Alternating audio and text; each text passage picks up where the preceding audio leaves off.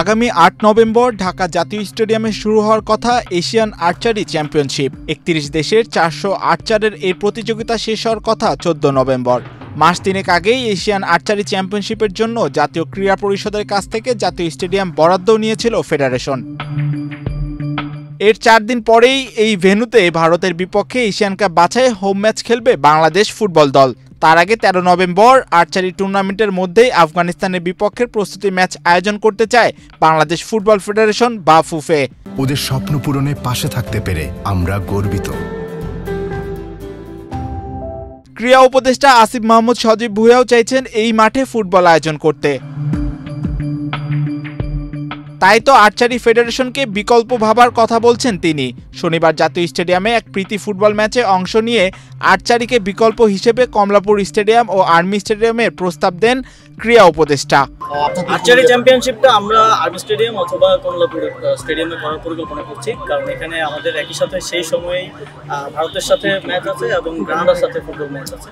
তো সেগুলো আমরা এই স্টেডিয়াম করবো। আর্চারিটা আমরা অন্য কোনো আমরা এটা নিয়ে কাজ করছি। আমরা এখনো সম্ভাব্যতা যাতে কোথায় কোথায় করা যেতে পারে সেটা দেখে বেস্ট পসিবল জায়গাতে চেষ্টা করবো। যেহেতু এখানে ফুটবল ম্যাচ আছে, যে কারণে আমরা এখানে করতে পারছি না। তবে জাতীয় স্টেডিয়ামেই এই আয়োজন করতে চায় আর্চারি ফেডারেশন, না হলে ইমেজ সংকটে পড়বে দেশ।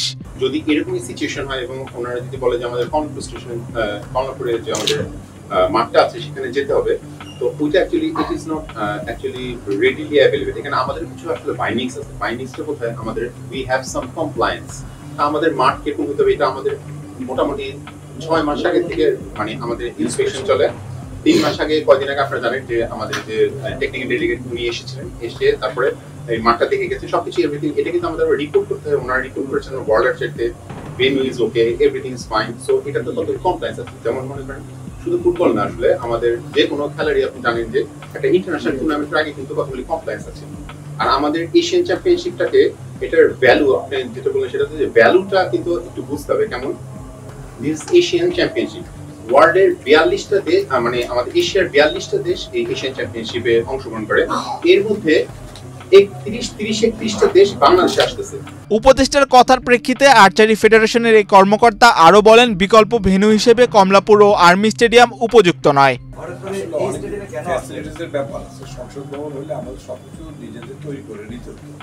আমাদের জাতীয় স্টেডিয়াম এটা একটা মানে স্বীকৃত একটা পূর্ণাঙ্গ স্টেডিয়াম। এখানে আমার সব ধরনের ফ্যাসিলিটিস আছে, যার ফলশ্রুতিতে আমাদের এখন যে জিনিসটা হয়ে দাঁড়িয়েছে যে এটা ইন্সপেকশন হয়েছে এবং আনুষ্ঠানিকভাবে হয়েছে। আমরা গত ফেব্রুয়ারি মাসে আমরা এটা অনুমোদন পেয়েছি জাতীয় ক্রীড়া পরিষদ থেকে। তো এটা ফুটবল ফেডারেশনকে অবহিত করা হয়েছিল এবং আমরা যোগাযোগ করেছিলাম। তারা আশ্বস্ত করেছিল যে আমরা হয়তো দিয়ে দিতে পারবো। ওই সময় আমরা কোনো প্রোগ্রাম রাখবো না এবং জাতীয় ক্রীড়া পরিষদ থেকে জানানো হয়েছিল আপনি ওই টাইমটা অন্তত এই 7 দিন 8 দিন আপনি কোনো প্রোগ্রাম দিয়ে। তারপর আমরা শুনেছি যে 18ই নভেম্বরে একটা খেলা হবে। তখনও আমাদের কিন্তু জানানো হয়নি যে আমরা খেলতে পারবো।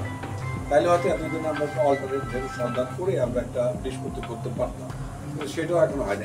এমন একটা সময় আমরা অবগত হলাম। আজকে তাও আমরা লিখিত এবং কথিতভাবে কোনো কিছু পাই নাই, আমরা শুনেছি আপনাদের মাধ্যমে। ঠিক আছে, আমরা যদি জাতীয় ক্রীড়া পরিষদ যদি কোনো সার্কুলার আমাদেরকে দেয় যে শিফট করতে হবে, তা আমরা এটা মুগ্ধাপাড়া স্টেডিয়াম হবে না।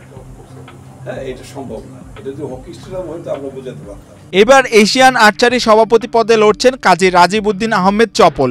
ভেন্যু জটিলতায় যদি এশিয়ান আর্চারি চ্যাম্পিয়নশিপ এখান থেকে সরে যায়, তাহলে কংগ্রেস ও নির্বাচনও বাংলাদেশ থেকে অন্যত্র চলে যাবে। সেক্ষেত্রে বাংলাদেশের সভাপতি হওয়ার সুযোগও হাতছাড়া হয়ে যাবে। মাহিউজ্জামান, বাংলাদেশ প্রতিদিন।